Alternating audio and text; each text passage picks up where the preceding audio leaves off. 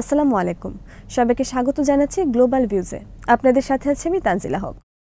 আজ জানাবো আন্তর্জাতিক গণমাধ্যমে আলোচিত সংবাদ ও বিশ্লেষণ। ইয়েমেনের হুথি আনসার আল্লাহ আন্দোলনের ব্যালিস্টিক মিসাইল হামলায় আবারও কেঁপেছে ইসরায়েল। বৃহস্পতিবার ভোরে সাইরেনের ভয়ঙ্কর শব্দে ঘুম ভেঙেছে তেল আবিব ও জেরুজালেম সহ মধ্য ইসরায়েলের বাসিন্দাদের। ইসরায়েলি চ্যানেল 14 জানিয়েছে ভোর 4:01 সাইরেনে যখন ইসরায়েলি পার্লামেন্টে নেসেট ভবনে আতঙ্ক ছড়িয়ে পড়ে তখন ইসরায়েলি প্রধানমন্ত্রী বেঞ্জামিন নেতানিয়াহু নেসেটে বৈঠক করছিলেন। এরপর দ্রুত তাকে ভূগর্ভস্থ বোমা আশ্রয় কেন্দ্রে নিয়ে যাওয়া হয়। খবরে বলা হয় হামলার পর মধ্য ইসরায়েলের হাজার হাজার মানুষ নিরাপদ আশ্রয়ে ছুটতে থাকেন। এই সময় পদদলিত হয়ে অন্তত 13 জন গুরুতর আহত হন। হামলার কারণে বেন গুরিয়ন বিমানবন্দরের ফ্লাইটগুলো অন্যত্র সরিয়ে নেওয়া হয়। গাজা উপত্যকায় ইসরায়েলি বাহিনী নতুন করে ভয়াবহ হামলা শুরুর পর ইসরায়েলে এটি ছিল ইয়েমেনের হুথি আনসার আল্লাহর নেতৃত্বাধীন সশস্ত্র বাহিনীর দ্বিতীয় হামলা। ইসরায়েলি বাহিনী যখন গাজায় হামলা চালাচ্ছে তখন ইয়েমেনে হামলা চালিয়ে যাচ্ছে ইসরায়েলের একনিষ্ঠ মিত্র যুক্তরাষ্ট্র। বুধবারও এই হামলা অব্যাহত ছিল। মার্কিন president Donald Trump Houthi answer আল্লাহকে পুরোপুরি নিশ্চিহ্ন করে দেওয়ার হুমকি দিয়েছে।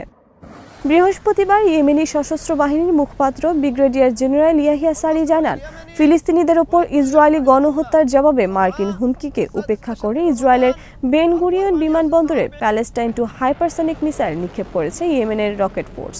একই সঙ্গে লোহিত সাগরে মার্কিন বিমানবাহী রণতরী ইউএসএস হ্যারি এস ট্রুম্যান এবং অন্যান্য জাহাজগুলোর সমন্বিত হামলা চালিয়েছে ইয়েমেনের সশস্ত্র বাহিনীর বিভিন্ন শাখা। ফিলিস্তিনিদের স্বার্থে জীবনের সর্বোচ্চ ত্যাগ স্বীকারের জন্য যখন হুতিরা প্রতিশ্রুতি ব্যক্ত করেছেন তখন বিশেষজ্ঞদের বরাতে ইউরোপীয় সংবাদ মাধ্যমগুলো জানিয়েছে এটি মার্কিন বাহিনীর জন্য আশঙ্কার যে ইয়েমেনিরা কয়েক বছর ধরে কঠিন পরিস্থিতিতে এবং হাজার হাজার বিমান হামলার মধ্যেও লড়াই করেছেন এবং তাদের অবমূল্যায়ন করা কোনোভাবে উচিত হবে না। সাম্প্রতিক দিনগুলোতে মার্কিন president Donald Trump shipping lane মুক্ত করার অজুহাতে দেশটির সেনাবাহিনীকে ইয়েমেনে হামলা করার নির্দেশ দিয়েছেন। আমেরিকান কর্মকর্তাদের দাবির বিপরীতে এসব হামলার ফলে কেবল বেসামরিক নাগরিক নিহত হচ্ছেন এবং ইয়েমেনি সশস্ত্র বাহিনীর সক্ষমতাকে তারা দুর্বল করতে পারেননি। খবরে বলা হয় ইয়েমেনে যে কোনো সামরিক অভিযানের বিরুদ্ধে মার্কিন সরকারকে সতর্ক করেছেন পশ্চিমা বিশেষজ্ঞরা। তারা বলেছেন ইয়েমেনের বিরুদ্ধে যুক্তরাষ্ট্রের ভারী বিমান হামলার পরও ইয়েমেনি সশস্ত্র বাহিনী শক্তিশালী রয়ে গেছে। এএফপি জানিয়েছে উত্তর ইয়েমেনের পাহাড়ি অঞ্চল নিয়ন্ত্রণকারী ইয়েমেনিরা সৌদি নেতৃত্বাধীন আন্তর্জাতিক জোটের 1 দশকের যুদ্ধের সময় সুসজ্জিত ছিলেন। গাজা যুদ্ধ শুরু হওয়ার আগে তাদের সঙ্গে শান্তি আলোচনায় বসতে বাধ্য হয়েছিল সৌদি আরব। ইয়েমেনি সশস্ত্র বাহিনীর মোকাবেলায় মার্কিন সামরিক বাহিনীর সামনে যে চ্যালেঞ্জগুলো রয়েছে সে সম্পর্কে ক্যামব্রিজ বিশ্ববিদ্যালয়ের গেটন কলেজের পরিচালক এলিজাবেথ কেন্ডাল বলেছেন ইয়েমেনিদের অবমূল্যায়ন করার সুযোগ নেই, কারণ তারা অটল এবং শক্তিশালী, তারা সহজে পরাজিত হবেন না। কেন্ডালের মতে 2014 সাল থেকে এবং পশ্চিমা দেশগুলোর সহায়তায় সৌদি নেতৃত্বাধীন জোটের যুদ্ধ শুরুর পর থেকে ইয়েমেনের সশস্ত্র বাহিনী 25,000-এর বেশি বোমা হামলা এবং বিমান হামলা সহ্য করেছে এবং শেষ পর্যন্ত সৌদি নেতৃত্বাধীন বাহিনীকে পরাজিত করেছে। গাজা যুদ্ধ শুরুর পর থেকে ইয়েমেন যুক্তরাষ্ট্র, যুক্তরাজ্য ও ইসরায়েলের ব্যাপক বিমান হামলা লক্ষ্যবস্তুতে পরিণত হয়েছে এবং এখনও এই হুমকির মুখে শক্তিশালী অবস্থায় রয়েছেন হুথিরা। পশ্চিমা বিশেষজ্ঞদের মতে ইয়েমেনি সশস্ত্র বাহিনীর অবিচলতার পাশাপাশি তাদের অস্ত্রের বিশাল ভান্ডার শত্রুদের জন্য বিরাট চ্যালেঞ্জ। আটলান্টিক কাউন্সিল থিঙ্ক ট্যাঙ্কের বিশেষজ্ঞ অ্যালেক্স প্লাইস্টাস বলেন ইয়েমেনি অস্ত্র শনাক্ত করা এবং ধ্বংস করা খুবই কঠিন, যার মধ্যে তাদের মোবাইল রকেট লঞ্চারও রয়েছে। ইয়েমেনিদের শক্ত অবস্থানের কারণ ইয়েমেনের দুর্গম ভূখণ্ডে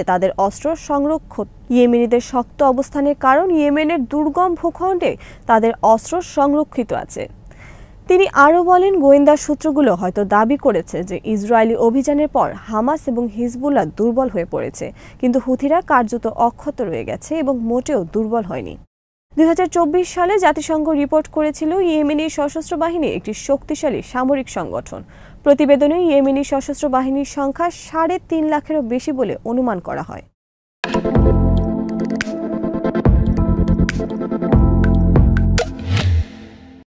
হামাস বুধবার বলেছে মধ্য গাজায় চলমান স্থল হামলার পরিণতির জন্য দখলদার ইসরায়েল এবং এর নেতারা দায়ী থাকবেন। এক বিবৃতিতে সংগঠনটি বলেছে ফিলিস্তিনিদের জোরপূর্বক বাস্তুচ্যুত করার জন্য ইসরায়েলি সরকারের বারবার হুমকি প্রধানমন্ত্রী বেঞ্জামিন নেতানিয়াহুর সরকারের মধ্যকার গভীর সংকটকে প্রতিফলিত করছে। হামাস জোর দিয়ে বলেছে ফিলিস্তিনি জনগণ জোরপূর্বক কিংবা স্বেচ্ছায় বাস্তুচ্যুতির সব প্রচেষ্টা ব্যর্থ করবে।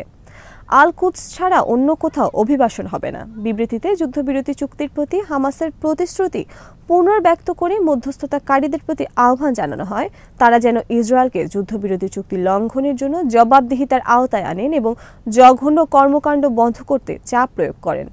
আল মায়াদিনের খবরে বলা হয় ইসরায়েলি বাহিনী বুধবার নেতজারিম করিডরকে লক্ষ্য করে মধ্য গাজায় নতুন করে স্থল হামলা শুরু করেছে।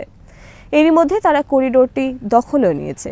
এই এলাকায় একটি আংশিক বাফার তৈরির জন্য সীমিত পরিসরে এই অভিযান পরিচালিত হচ্ছে বলে জানিয়েছে ইসরায়েল। গত মাসে যুদ্ধবিরতির চুক্তির অংশ হিসেবে ইসরায়েল ওই এলাকা থেকে সেনা প্রত্যাহার করেছিল। গাজা উপত্যকায় ইসরায়েলি বাহিনী হামলার তীব্র নিন্দা জানিয়েছে পাকিস্তান। দেশটির পররাষ্ট্র মন্ত্রণালয় এক বিবৃতিতে বলেছে পবিত্র রমজান মাসে এই হামলা যুদ্ধবিরতি চুক্তির স্পষ্ট লঙ্ঘন এবং এই বিপজ্জনক পদক্ষেপ গোটা অঞ্চলের স্থিতিশীলতার জন্য হুমকিস্বরূপ। গাজা তথা পশ্চিম এশিয়ায় অবিলম্বে স্থায়ী শান্তি প্রতিষ্ঠার জন্য সহিংসতা বন্ধ এবং কূটনৈতিক প্রচেষ্টা পুনরায় শুরু করতে আন্তর্জাতিক সম্প্রদায়ের প্রতি আহ্বান জানায় ইসলামাবাদ। এদিকে যুদ্ধবিরতি চুক্তির তোয়াক্কা না করে গাজা উপত্যকায় ইসরায়েলি বাহিনীর নতুন হামলার তীব্র নিন্দা ও প্রতিবাদ জানিয়েছে বাংলাদেশ। বুধবার এক বিবৃতিতে বলা হয় গাজায় ইসরায়েলি সামরিক বাহিনীর হামলা পুনরায় শুরুর বিরুদ্ধে কঠোর ভাষায় নিন্দা ও গভীর উদ্বেগ জানাচ্ছে বাংলাদেশ। নতুন এই হামলা আন্তর্জাতিক মানবিক আইনের সুস্পষ্ট লঙ্ঘন এবং যুদ্ধবিরতি চুক্তির সাংঘাতিক অবহেলা। যুদ্ধবিরতির মেয়াদ বাড়ানোর চেষ্টা ভেস্তে দিয়ে যুক্তরাষ্ট্রের সবুজ সংকেত নিয়ে মঙ্গলবার সাহরির সময় গাজায় বিমান হামলা চালায় ইসরায়েলের সামরিক বাহিনী, যাতে 4 শতাধিক মানুষ নিহত হন। এরপর মঙ্গলবার দিবাগত রাত এবং বুধবারও হামলা চালানো হয়েছে।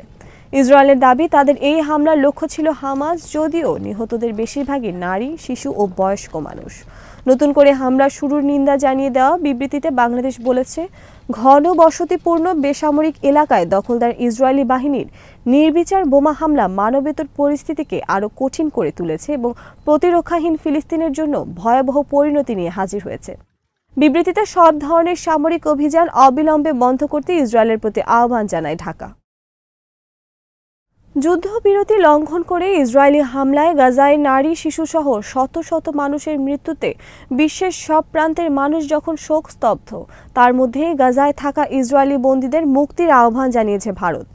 বন্দীদের মুক্তির পাশাপাশি ভারতের পররাষ্ট্র মন্ত্রণালয়ের মুখপাত্র রণধীর জয়সওয়াল এক্স এক বিবৃতিতে পোস্ট করে গাজার জনগণের এজন্য মানবিক সহায়তা সরবরাহ আহ্বান জানান। তিনি বলেন, গাজার পরিস্থিতি নিয়ে আমরা উদ্বিগ্ন, তবে সব ইসরায়েলি বন্দীকে মুক্তি দেওয়া গুরুত্বপূর্ণ। পবিত্র রমজান মাসে গাজায় ইসরায়েলি বাহিনীর বর্বর হামলায় সর্বশেষ 48 ঘন্টায় কমপক্ষে 970 জন মানুষ নিহত হয়েছেন, আহত হয়েছেন আরও কয়েকশো মানুষ। বুধবার হামাস নিয়ন্ত্রিত গাজার স্বাস্থ্য মন্ত্রণালয় এই তথ্য জানিয়েছে। প্রতিবেদনে বলা হয়, সোমবার স্থানীয় সময় দুপুর পর্যন্ত গাজা উপত্যকায় ইসরায়েলি যুদ্ধে প্রাণহানির সংখ্যা 48,577 জনে পৌঁছেছিল। এরপর বুধবার দুপুরের দিকে এই সংখ্যা বেড়ে 49,547 জনে দাঁড়িয়েছে। জানুয়ারিতে শুরু হওয়া নরবরে যুদ্ধবিরতি চুক্তির পর এটি সবচেয়ে প্রাণঘাতী হামলা বলে জানায় গাজার স্বাস্থ্য মন্ত্রণালয়।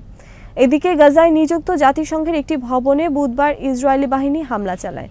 এতে সংস্থাটির অন্তত একজন বিদেশি কর্মী নিহত এবং 5 জন গুরুতর আহত হন। এর বাইরে বৃহস্পতিবার ভোরে উত্তর ও দক্ষিণ গাজায় ইসরায়েলি হামলায় নারী ও শিশুসহ অন্তত 37 জন নিহত হন বলে জানিয়েছেন আল জাজিরার সংবাদদাতা। এদিকে যুদ্ধবিরতি চুক্তিকে উপেক্ষা করে উত্তর গাজা থেকে দক্ষিণে যাতায়াতের জন্য নির্ধারিত প্রধান রুট সালাহ আল-দিন স্ট্রিট বন্ধ করে দিয়েছে ইসরায়েল। বুধবার ইসরায়েলি সংবাদ মাধ্যমের তথ্য অনুযায়ী ইসরায়েলি ট্যাঙ্কগুলো চুক্তির পর প্রথমবারের মতো গাজা সিটির দক্ষিণে নেতজারিমের কাছে সালাহ আল-দিন স্ট্রিটে পৌঁছেছে এবং চলাচল বন্ধ করে দিয়েছে। ইসরায়েলি দৈনিক ইয়েদিওত আহরোনোত জানিয়েছে, সালাহ আল-দিন স্ট্রিটে যান চলাচল বন্ধ রয়েছে, যা আগে বাস্তুচ্যুত গাজাবাসীরা যানবাহনে উত্তরে ফিরে আসার জন্য ব্যবহার করতেন। তবে গাজার পশ্চিমে উপকূলীয় আল রশিদ স্ট্রিট এখনও খোলা রয়েছে, যেখানে মানুষ হেঁটে উত্তর দিকে যেতে পারছেন। হামাস জানিয়েছে, এই পদক্ষেপ যুদ্ধবিরতি এবং বন্দি বিনিময় চুক্তির জন্য বিপর্যয়কর। এর মাধ্যমে গাজায় ইসরায়েলি অবরোধ আরও শক্তিশালী এবং এখানকার জনগণের জীবন আরও সংকটাপন্ন হয়েছে। আজ এখানেই শেষ করছি। সবাই ভালো থাকুন, সুস্থ থাকুন আর দেখতে থাকুন বিডি ভিউজ। চ্যানেলটি ভালো লাগলে সাবস্ক্রাইব করুন। সংযুক্ত থাকুন আমাদের ফেসবুক পেজে। আল্লাহ হাফেজ।